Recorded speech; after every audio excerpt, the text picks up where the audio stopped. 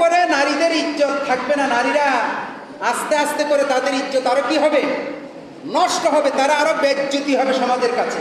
তবে আমরা মুসলমান যারা বেঁচে আছি, আমরা কখনো ইসলামের বিপক্ষে কোনো আইন এই বাংলার জমিনে চালু হতে দেব। সম্মানিত উপস্থিতি, এরপরে আল্লাহর প্যারা হাবিব নবী মুহাম্মদুর রাসূলুল্লাহ সাল্লাল্লাহু আলাইহি ওয়াসাল্লাম বললেন, ও নারী সমাজ, তোমরা ঘরের মধ্যে অবস্থান করো। কোথায় অবস্থান করবা? ঘরের মধ্যে অবস্থান করবা।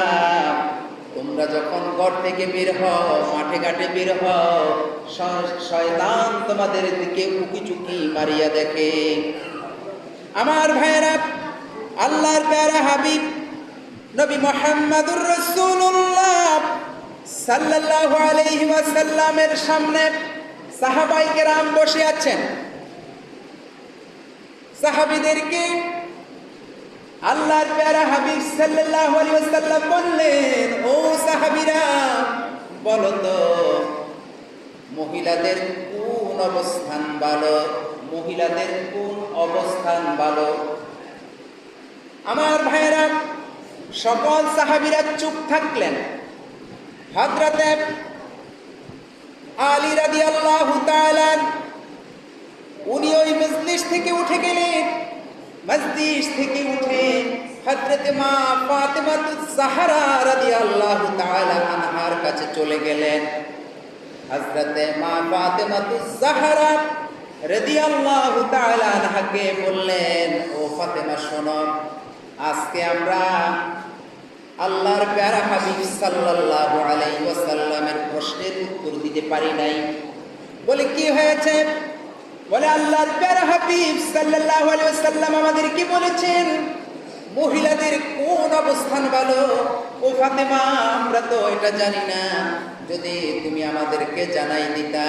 হযরতে মা ফাতেমাতুজ জাহরা রাদিয়াল্লাহু তাআলা আনহা ডেকে বলে, ও স্বামী, এটার উত্তর আমার জানা আছে, তাহলে শুনেন।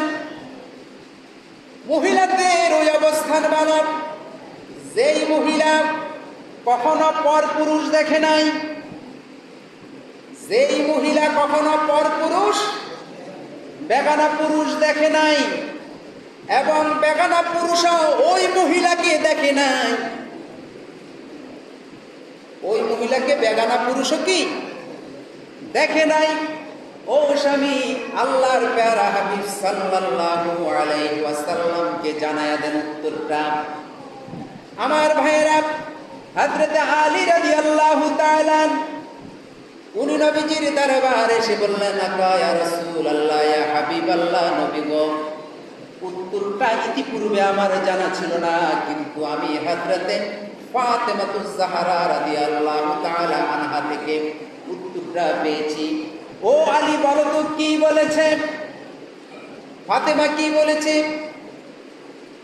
আমার ভাইয়েরা, হযরতে আলী রাদিয়াল্লাহু বললেন, ইয়া রাসূলুল্লাহ, ইয়া হাবিবাল্লাহ, নবী গো, ফাতেমা বলেছে যে মহিলাকে কখনো বেগানা পুরুষ দেখে নাই, এবং ওই পুরুষও কখনো ওই মহিলাকে দেখে নাই।